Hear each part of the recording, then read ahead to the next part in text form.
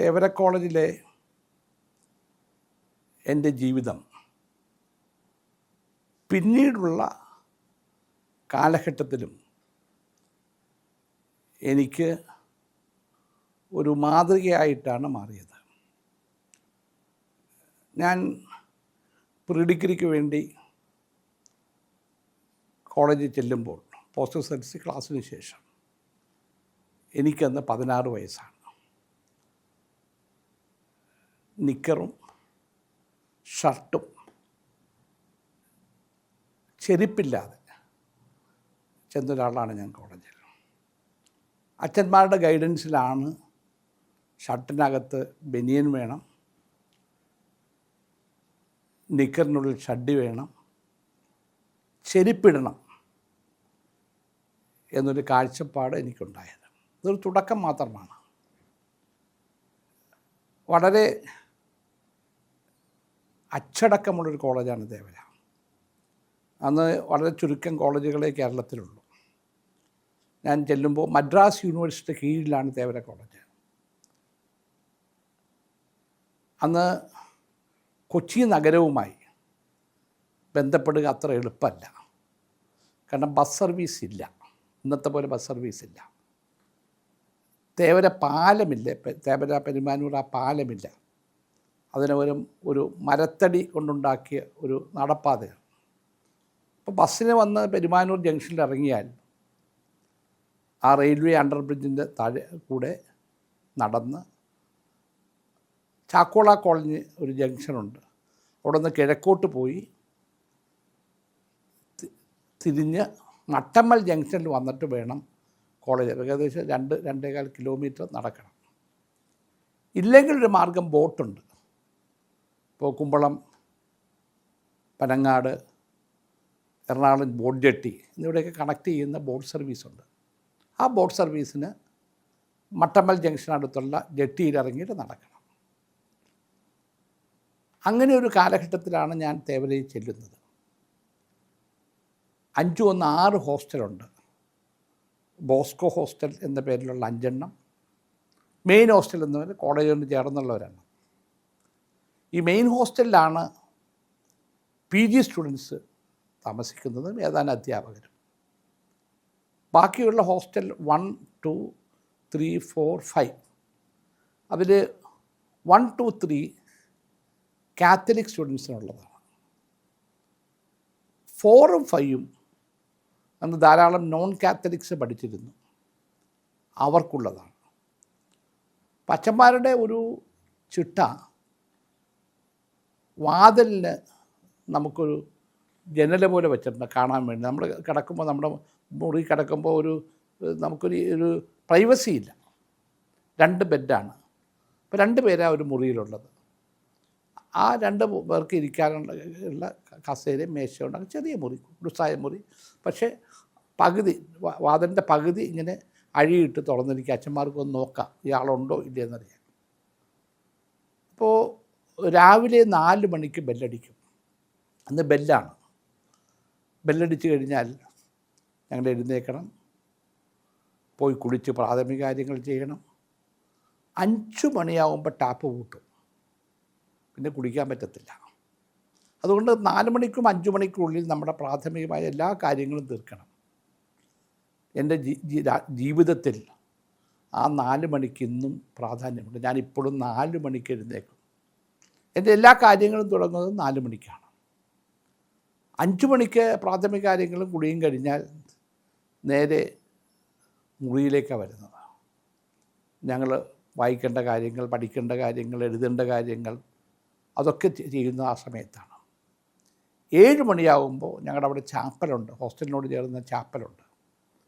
Catholic students എല്ലാം പള്ളിയിൽ പോയി കുർബാന കാണണം. അപ്പോൾ അന്ന് ബർണബാസ് അച്ഛനാണ് മെയിൻ വാർഡൻ. അക്കിരോസ് അച്ഛനുണ്ട്, ഗാബിനോസ് അച്ഛനുണ്ട്. ഞാൻ ആദ്യം താമസിച്ചത് ഹോസ്റ്റൽ 2-ലാണ്, ബോസ്കോ 2. അതിൻ്റെ വാർഡൻ ഗാബിനോസ് അച്ഛനാണ്, പറവൂക്കാരൻ. അപ്പോൾ ഈ അച്ഛന്മാരെല്ലാം പുറകിൽ വന്ന് നിൽക്കും. അപ്പോൾ ഞങ്ങളെല്ലാം ഇരിക്കേണ്ട കസേരകൾ, ബെഞ്ചുണ്ട്. അപ്പോൾ നോക്കും എല്ലാവരും വന്നിട്ടുണ്ടോ എന്ന്. വന്നില്ലെങ്കിൽ അന്വേഷിക്കും എവിടെ പോയി എന്നുള്ളത്. അപ്പോൾ 7 മണി മുതൽ 7:45 വരെ കുർബാനയാണ്. കുർബാന കഴിഞ്ഞാൽ പിന്നെ പോകുന്നത് മെസ്സിലേക്കാണ്. ഈ 5 ഹോസ്റ്റലിലേക്കുമുള്ള വലിയ മെസ്സാണ്. ഏകദേശം 1000-നടുത്ത് വിദ്യാർത്ഥികളുണ്ട്. അന്നത്തെ കാലത്ത് ഷെയറിങ്ങാണ്, ചിലവ് ഷെയറിങ്ങാണ്. മുറിയുടെ റെൻറ്റ് മാത്രമേ അച്ഛന്മാർക്കുള്ളൂ. ബാക്കി കുട്ടികൾ അടങ്ങുന്ന ഒരു കമ്മിറ്റിയാണ് മെസ്സ് നടത്തുന്നത്, മെസ് കമ്മിറ്റി ഉള്ളത്. അന്നത്തെ സ്ഥിതിക്ക് ഞങ്ങൾ പറയും ഭക്ഷണം പോരാ, ക്വാളിറ്റിയിൽ എന്താ ഭക്ഷണം, പുട്ട്, അത് പുട്ട് കണയിലെടുക്കുന്നതല്ല, വലിയ കൊട്ടയിൽ ആവി കൊണ്ടെടുക്കുന്നതാണ്. കടലക്കറി, പുഴുങ്ങിയ ഏത്തപ്പഴം, ഇല്ലെങ്കിൽ അപ്പം, അതിനുള്ള കറി. 62 ചൈനീസ് യുദ്ധം തുടങ്ങിയപ്പോൾ അരി കിട്ടാതെ വന്നു. അപ്പോഴാണ് കപ്പയും ഇറച്ചിയും വരുന്നത്. ഇപ്പോൾ പോട്ടി എന്ന് പറയുന്ന അപ്പയും ഈ കപ്പയും ഇറച്ചിയും കൂടി വരുന്ന ആ കാലഘട്ടത്തിലാണ്. അതുപോലെ തന്നെ ചപ്പാത്തി വരുന്ന ആ കാലഘട്ടത്തിലാണ്. അപ്പോൾ ഞങ്ങൾക്ക് ചോറ് അരി ഭക്ഷണം കഴിച്ചിരുന്നവർക്ക് ആദ്യകാലത്ത് ബുദ്ധിമുട്ട് തോന്നിയെങ്കിലും പിന്നീട് അത് ഇഷ്ടപ്പെട്ടു.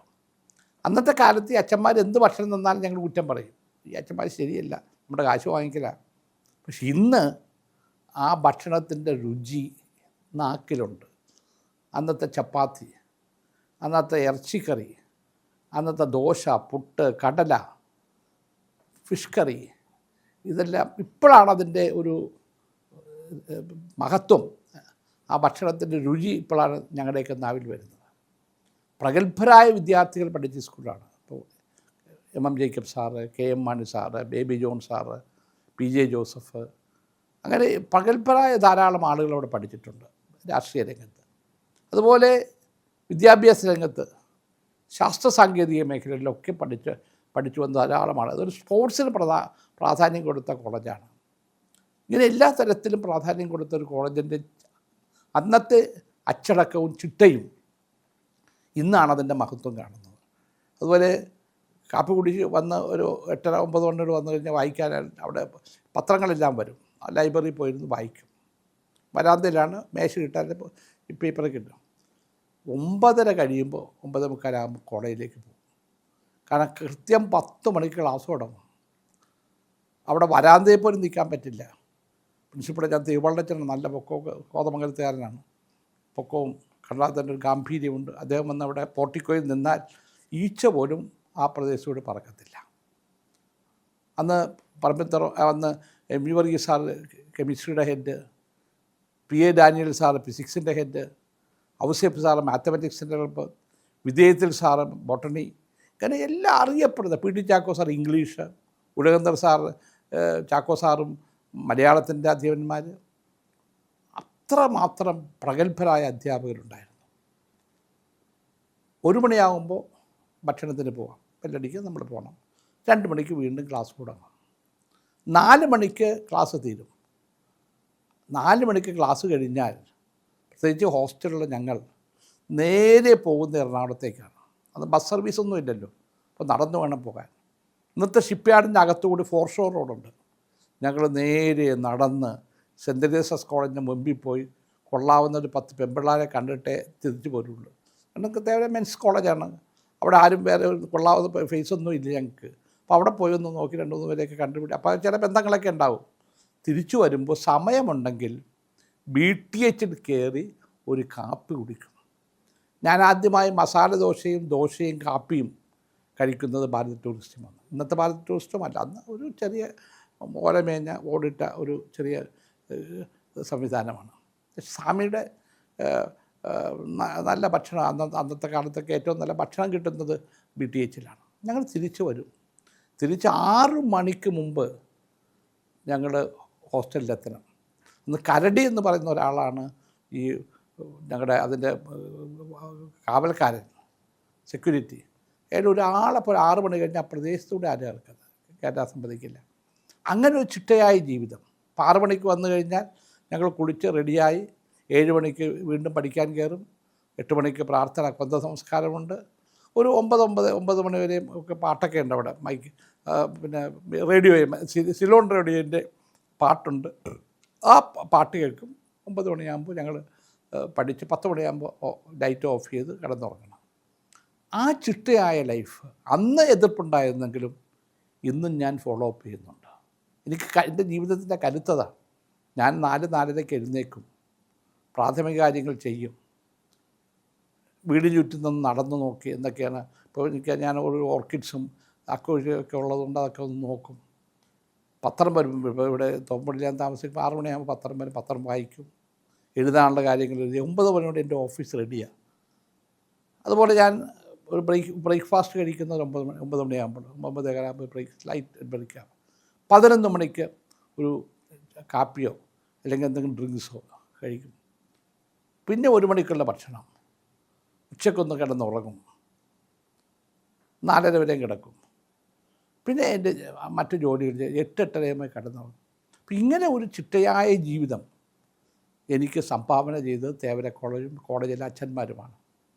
അതുപോലെ നമ്മുടെ ഹാർഡ് വർക്ക്, നമ്മളിപ്പോൾ ഞാൻ ക്ലാസ് എടുക്കുന്നതിന് മുമ്പ് ഞങ്ങൾക്കൊരു കാര്യമുണ്ട്, നോട്ട് എഴുതി കൊടുക്കലല്ല, പറഞ്ഞു കൊടുക്കലല്ല, നമ്മൾ നോട്ട് നമ്മൾ പഠിക്കണം ചെറിയ ക്ലാസ്സിൽ. എന്നിട്ട് നോട്ടില്ലാതെയാണ് ക്ലാസ് എടുക്കേണ്ടത്.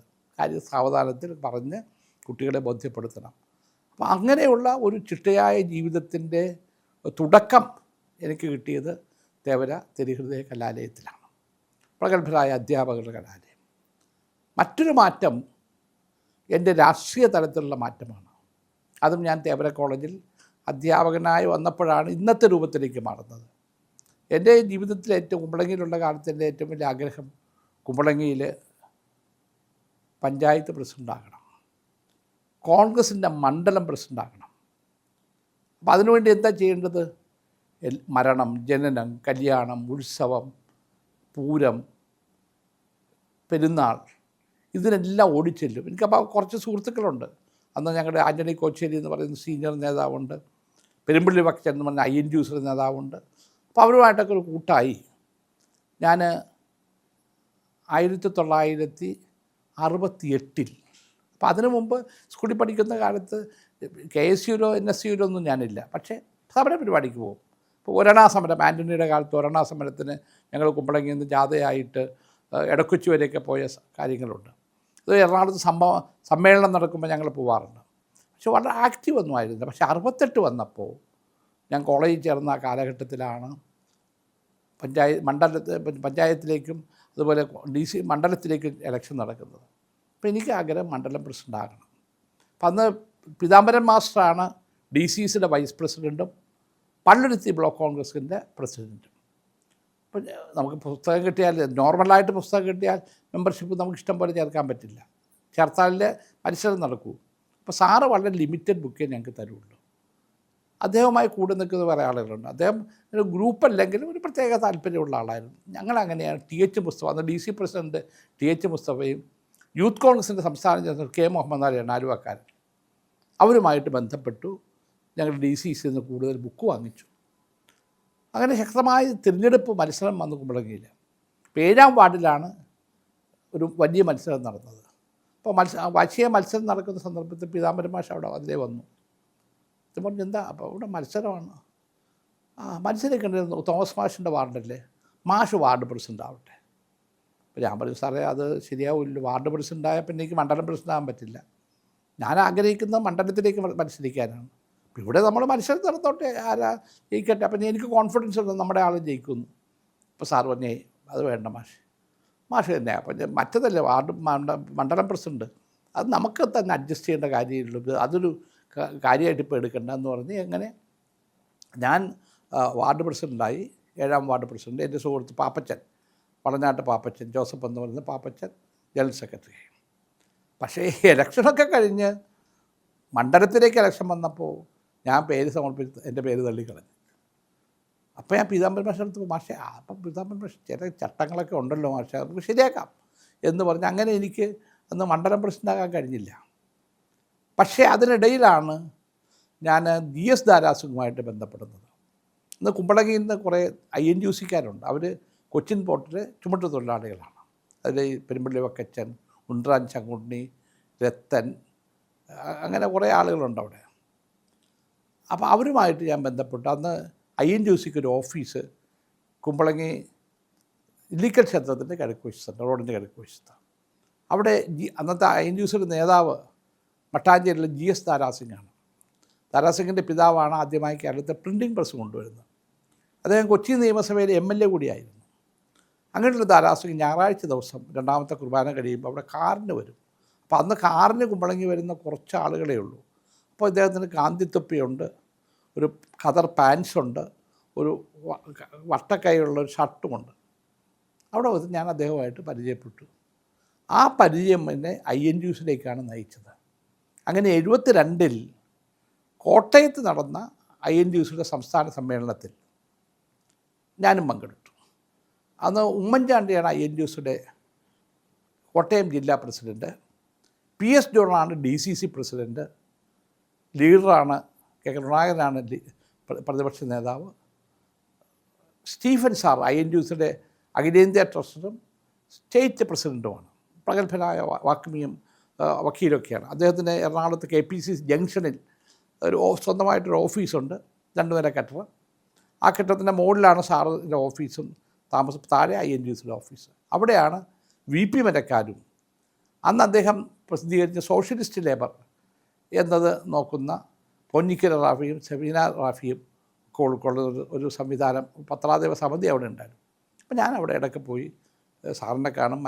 മരക്കാരും ഞാനായിട്ടുള്ള ബന്ധം എൻ്റെ മൂത്ത ജ്യേഷ്ഠൻ്റെ സഹപാഠിയാണ്. തേവരക്കുള്ള 1ാമത്തെ ബാച്ച്, ഫസ്റ്റ് ബയോളജി ബാച്ച് എൻ്റെ ജ്യേഷ്ഠൻ PP തങ്കച്ചൻ, സ്പീക്കറായിരുന്ന തങ്കച്ചൻ, മരക്കാർ ഉൾപ്പെടെയുള്ളതാണ്. ആ ബന്ധം ഉള്ളതുകൊണ്ട് മരക്കാർ കുറച്ചുകൂടി താല്പര്യം എന്നോട് കാണിച്ചു. അങ്ങനെ 72-ൽ കോട്ടയത്തെ സമ്മേളനം നടന്നപ്പോൾ ജാഥ ഉണ്ടായിരുന്നു. അന്ന് പുതുതായിട്ട് പണിത DCC ഓഫീസാണ് PS ജോൺ സാറിൻ്റെ നേതൃത്വത്തിൽ. അവിടെയാണ് ഇന്ദിരാഗാന്ധി വരുന്നത്. അപ്പോൾ ആ കെട്ടിടത്തിൽ നിന്നാൽ ഈ ജാഥ കാണാൻ പറ്റും. അതിൻ്റെ തൊട്ട് മുമ്പിൽ കൂടി ജാഥ പോകുന്നു.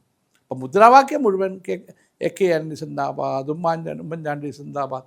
ഇത് നടത്തുന്ന നേതൃത്വം കൊടുക്കുന്ന സ്റ്റീഫൻ സാറിനോ INGUസിൻ്റെ കേരളത്തിലെ സ്ഥാപക നേതാക്കളുടെ ഒരാളായ കരുണാകരന് മുദ്രാവാക്യമില്ല. അപ്പോഴാണ് ഞാൻ നോക്കുമ്പോൾ ഈ മുദ്രാവാക്യം വിളിക്കുന്ന ഒരു കൂട്ടം ആളുകൾ ഇങ്ങനെ കറങ്ങി വരും. ഇവിടെ കുറച്ച് ദൂരെ പോയി വീണ്ടും തിരിച്ചു വരും. അത് ഒരു ചർച്ചാ വിഷയമായി പിന്നീട്. ഇത് കാരണം ഇന്ദിരാഗാന്ധിക്ക് ഒരു ബോധ്യമുണ്ടാക്കാൻ ആൻ്റണി പ്രഗത്ഭനാണ്, ഉമ്മൻചാണ്ടി ഒരു ജനനേതാവാണ് എന്നൊക്കെ ബോധ്യപ്പെടുത്താൻ കഴിയുന്ന വിധത്തിൽ ഒരു റാലി സംഘടിപ്പിച്ചു. ഉമ്മൻചാണ്ടിയുടെ സഹായത്തോടൊരു കോട്ടയത്ത് ചിന്താഗതി ചർച്ച വന്നു. പിന്നീട് 74-ൽ എറണാകുളത്ത് സംസ്ഥാന സമ്മേളനം വന്നു. അന്ന് TH മുസ്തഫയാണ് ചെയർമാൻ. എന്നെ അദ്ദേഹത്തിൻ്റെ കൂടെ കൂട്ടി. അന്ന് തേവര കോളേജിലാണ് ഞങ്ങൾ ഈ സമ്മേളനം നടക്കുന്നത്. തേവരക്കുള്ള അന്ന് 700 പേരിരിക്കുന്ന വലിയ അന്നത്തെ ഏറ്റവും വലിയ ഹാള് എറണാകുളത്തുള്ള തേവര കോളേജിൻ്റെ ഓഡിറ്റോറിയമാണ്. അത് സ്റ്റീവൻ സാർ വന്നു, അദ്ദേഹത്തിന് ഇഷ്ടപ്പെട്ടു. താമസിക്കാനുള്ള സൗകര്യങ്ങളെല്ലാം ഞങ്ങൾ ഹോസ്റ്റലിൽ ഏർപ്പാട് ചെയ്തു. വളരെ ഭംഗിയായിട്ട് പോയി. ഭക്ഷണം നന്നായിരുന്നു, എല്ലാ കാര്യങ്ങളും നന്നായിരുന്നു. സ്റ്റീഫൻ സാറ് എന്നോട് എൻ്റെ ആ പ്രവർത്തന ശൈലി ഇഷ്ടപ്പെട്ട് ഭാരവാഹികളെ നിശ്ചയിച്ചപ്പോൾ INGUസിലെ ഓർഗനൈസിങ് സെക്രട്ടറിമാരിൽ ഒരാളായി എന്നെ വെച്ചു. അന്ന് ACOs ഉൾപ്പെടെയുള്ളവർക്ക് ചെറിയ അമർഷം ഉണ്ടായിരുന്നു. അവർ പറഞ്ഞു, തോമസ് മാഷ്ക്ക് വേറെ ആദ്യം യൂണിയനൊന്നുമില്ല. അപ്പം ഞാനന്ന് യൂണിയൻ എന്ന് പറയുന്നത് ദാരാസിംഗിൻ്റെയും മാത്യു പെരിസാർ, കൊച്ചിൻ കോർപ്പറേഷൻ മേയറായിരുന്ന മാത്യു പെരിസാറും കൊണ്ട് പുല്ലുവെട്ട് തൊഴിലാളിയുണ്ട് വെല്ലിംഗ്ടൺ ഐലൻഡിൽ. അപ്പോൾ അവരുടെ ഓഫീസ് മാത്തുരത്തിലുണ്ട്. അപ്പോൾ അതിൻ്റെ ജോയിൻറ്റ് സെക്രട്ടറി ആയിട്ട് എന്നെ ദാരാസിംഗും മാത്യു പെരിസാറും കൂടി വെച്ചു. അപ്പോൾ ആ ഒരു യൂണിയൻ എനിക്കുള്ളൂ. പിന്നെ ദാരാസിംഗ് തന്നെ നേതൃത്വം കൊടുത്ത് നേവൽ ബേസിൻ്റെ അകത്ത് സിവിലിയൻ എംപ്ലോയീസിൻ്റെ യൂണിയൻ ഉണ്ടാക്കി. അപ്പോൾ അതിൻ്റെ അകത്തും എന്നെ ജോയിൻറ്റ് സെക്രട്ടറി ആയിട്ട് വെച്ചു. അങ്ങനെ 1-2 ചെറിയ യൂണിയനേ ഉള്ളൂ. അങ്ങനെയുള്ള ഒരാളെ ഓർഗനൈസിങ് സെക്രട്ടറി ആക്കിയത് ശരിയായില്ല എന്ന് ACOs ഒക്കെ സ്റ്റീഫൻ സാറിനോട് പറഞ്ഞു. സ്റ്റീഫൻ സാറ് പറഞ്ഞു, അയാളല്ലേ ഇത്രയും ഭംഗിയായിട്ട് സമ്മേളനം നടത്തിയത്, നല്ല ഓർഗനൈസറല്ലേ, അയാൾ ഇരിക്കട്ടെ. അതിനെ തുടർന്നാണ് എന്നെ സ്റ്റേറ്റ് ബാങ്ക് ഓഫ് ഇന്ത്യയുടെ സദേൺ സോണിൻ്റെ ബോർഡ് മെമ്പറാക്കി. അത് വലിയ പോസ്റ്റാണ്. CL ആനന്ദ് ഉൾപ്പെടെയുള്ള പ്രമുഖ വ്യവസായിയായ CL ആനന്ദ് ലാംസിൻ്റെയൊക്കെ ഉടമസ്ഥൻ, അദ്ദേഹം ഉൾപ്പെടെയുള്ള ആളുകളാണ് ആ ബോർഡിലുണ്ടായിരുന്നത്. അത് 1983 കൂടിയാണ്. ഇങ്ങനെ ഇരിക്കുമ്പോഴാണ് ഞാൻ ലീറുമായിട്ട് ബന്ധപ്പെടുന്നത്. ലീർ എറണാകുളത്ത് വരുമ്പോൾ ഞാൻ ഗസ്റ്റ് ഹൗസിൽ പോയി കാണും, കൊച്ചു കാര്യങ്ങൾ പറയുമ്പോഴൊക്കെ ചെയ്യും. ഇങ്ങനെ ലീറുമായിട്ട് അടുത്ത സന്ദർഭത്തിലാണ് ഇന്ദിരാഗാന്ധി വെടിയേറ്റ് മരിക്കുന്നതും പാർലമെൻറ്റിലേക്ക് തിരഞ്ഞെടുപ്പ് നടക്കുന്നത്. അപ്പോൾ ആ തിരഞ്ഞെടുപ്പ് വന്ന സന്ദർഭത്തിൽ അത് വെല്ലിംഗ്ടൺ ഐലൻഡിലാണ് എയർപോർട്ടുള്ളത്. ലീഡർ വരുന്നത് ഫ്ലൈറ്റ് കൊച്ചിയിലെ ഐലൻഡിലാണ് ലാൻഡ് ചെയ്യുന്നത്. അപ്പോൾ ഡൽഹിയിൽ പാർലമെൻ്ററി പാർട്ടിയുടെ മീറ്റിങ്ങൊക്കെ കഴിഞ്ഞ് ലീഡർ വന്നപ്പോൾ അന്നത്തെ പത്രപ്രവർത്തകർ മനോരമയുടെ PS John sir, NN Sathyavrathan, KM Roy, അങ്ങനെയുള്ള പത്രപ്രവർത്തകർ ഒരുമിച്ച് ഞങ്ങൾ ലീഡറെ സ്വീകരിക്കാൻ എയർപോർട്ടിലുണ്ടായിരുന്നു. സ്വീകരിച്ച് അപ്പം അന്ന് ഇത്ര പോലെ സ്ട്രിക്റ്റ് അല്ല, നമുക്ക് എയർക്രാഫ്റ്റ് വരെ പോവാം. ലീഡറെ വിളിച്ചുകൊണ്ട് ഞങ്ങൾ VIP ലോഞ്ചിലിരുന്നു. ചെറിയ മുറിയാണ്. ഇപ്പോൾ ചോദിച്ച കൂട്ടത്തിൽ ജോണിയേട്ടൻ ചോദിച്ചു, അപ്പോൾ ലീഡർ പറഞ്ഞ സീറ്റ് എല്ലാം ധാരണയായിട്ടുണ്ട്, കാൻഡിഡേറ്റ്സൊക്കെ ഇപ്പോൾ ഇമ്മീഡിയറ്റ് അനൗൺസ് ചെയ്യും എന്ന് പറഞ്ഞപ്പോൾ ജോണിയേട്ടൻ ചോദിച്ചു, PS ജോണി ചോദിച്ചു, നമ്മുടെ ഈ മാഷിനൊരു സീറ്റുണ്ടോ? അപ്പോൾ അന്ന് എനിക്ക് 38 വയസ്സാണ്. അപ്പോൾ ലീഡർ എൻ്റെ മുഖത്തൊക്കെ സ്ട്രോങ്, ഇയാൾ ഉറച്ചാണല്ലേ, ഉറച്ച സീറ്റിലേ ഇരിക്കുന്നത്.